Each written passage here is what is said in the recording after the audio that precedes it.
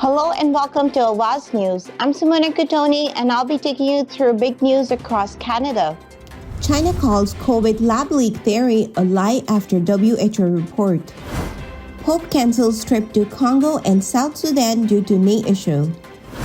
Newest home buyers could pay the price for Canada's financial stability. Trudeau aims for a big finish on final day of Summit of the Americas in Los Angeles. Unemployment rate falls to a new record low as wages ramp up. Prices of gas will reach a record in the GTA for a second weekend in a row as one of the analysts call on the feds to act. Pop superstar Britney Spears marries Sam Asghari in California. Sriracha hot sauce maker warns of shortage. Tory says he wants park water fountains and washrooms to open sooner. Royal Ontario Museum offers free admission to main floor galleries this summer. So those were the headlines. Now let's jump right into the details. China attacked the theory that the coronavirus pandemic may have originated as a leak from a Chinese laboratory as a politically motivated lie after the World Health Organization recommended in its strongest term, yet a deeper probe is needed into whether a lab incident may be to blame. Foreign Ministry spokesperson Zhao Lian is also rejected accusation that China had not fully cooperated with investigators, saying it welcomed a science-based probe but rejected any political manipulation. He also reiterated calls for an investigation into highly suspicious laboratories such as Fort Detrick and the University of North Carolina in the United States, where China has suggested without evidence that the U.S. was developing the coronavirus as a bioweapon. Pope Francis has canceled his planned July trip to Congo and South Sudan on doctors' orders because of the ongoing knee problems. The Vatican said today that the trip has been postponed, but no new date has been set. Francis had been using a wheelchair for about a month due to the strained ligament in his right knee that have made walking and standing difficult. As in previous years, reading the Bank of Canada's annual financial system review can be enough to send your pulse racing, and not in a good way. On the bright side, that this time around, those most likely to suffer from bank's warning will be young enough to withstand the health effect of heart palpitation. The main reason why the financial system review can be worrying, just as it was last year when it warned the dangers of rising mortgage debt when few thought high inflation would be a problem, is the Bank of Canada's main aim is to tell us what could go wrong to offer solution and help us prepare. Macklem and Rogers insisted that since the vast majority of Canadians had paid off their mortgages and had manageable debt, the wider financial system was in little danger. But due to the absolute necessity of fighting inflation with rising interest rate, people who got at the peak may be in trouble, especially if they lose their jobs. With jobs number on Friday predicted to remain strong, that seemed far away, but things can change in period of rising rates. Prime Minister Justin Trudeau is planning a big finish for his last day of the Summit of the Americas in California. Trudeau is speaking this morning at the second leader-level plenary session on the final day of the summit. Officials says he will remind delegates that the COVID-19 pandemic is not over and that small and developing nations still need support. Trudeau will also meet with the House Speaker Nancy Pelosi as well as the leaders of Jamaica and Dominican Republic. He will also take part in one of the centerpiece events of the summit, presenting the Los Angeles Declaration on Migration and Protection. Trudeau met for an hour yesterday with U.S. President Joe Biden, who agreed to visit to Canada in the coming months, his first since becoming the president in the midst of the COVID-19 pandemic. The economy added 40,000 jobs in May, driven by a gain in full-time jobs as the labor market continued to tighten, the Statistic Canada said today. The increase came as the unemployment rate fell to 5.1%, the lowest rate since at least 1976, which is far back as the comparable data goes. The unemployment rate was 5.2% in April.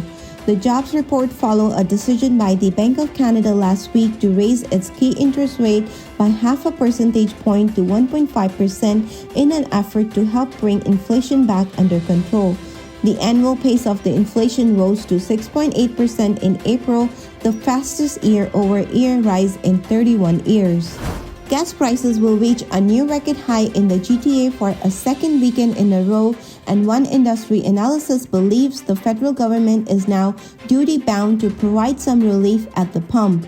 The average cost of a liter of the gasoline in Greater Toronto Area rose 2 cents overnight to $2.12 per liter and is set to rise another 3 cents to $2.15 per liter at midnight. That will in turn eclipse the all-time record of $2.14 per liter that was set just last weekend. Dan McTeague, the president of Canadians for Affordable Energy, tells he also anticipates that the gas prices will rise another penny or two on Sunday, potentially pushing the price of a liter of the fuel as high as $2.17 per liter by the end of the weekend. He said that the sustained run-up in the prices is being driven primarily by the ongoing war in Ukraine, but is being exacerbated by a weak Canadian dollar. Britney Spears has married her longtime partner Sam Asghari at a Southern California ceremony, which came months after the pop superstar won her freedom from a court conservatorship. Asghari's representative Brendan Cohen confirmed the couple's nuptial, saying, "I'm very ecstatic that this day has come and they are married. I know Asghari wanted this for so long and he is so caring and supportive every step of the way." The wedding happened 9 months after the pair were engaged and nearly 7 months after Spears' conservatorship ended. Bottles of the popular sriracha sauce could be hard to find on the store shelves this summer. Southern California-based Hufong Incorporated told customers in an email earlier this year that it would suspend the sales of its famous spicy sauce over the summer due to a shortage of chili peppers. The company said in its April 19th email that all the orders submitted after the date would be fulfilled after the Labor Day.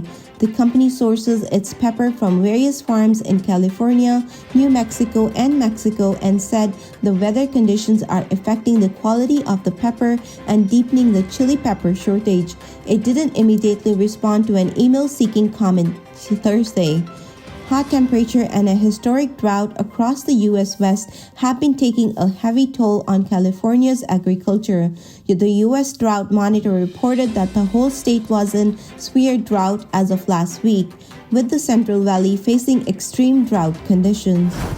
Toronto Mayor John Tory says he wants to see water fountains and washrooms open at City Park facilities sooner in the season. Tory's office said today that he plans to bring a motion before the City Council next week that he would direct his staff to ensure seasonal facilities are accessible to the park user as soon as possible after winter. In a statement, Tory said he would like to see the park services modernized so that the water fountain and the washroom could open up earlier in the spring, and so that sport fields are mowed and delittered sooner. In a release from his office, Tory said he is not looking for staff report or debate, but wants to see the city staff taking actions right now. The Royal Ontario Museum is making access to its first floor free for the summer as a part of the branding campaign it hopes will usher new people through the door and redefine its role in Toronto.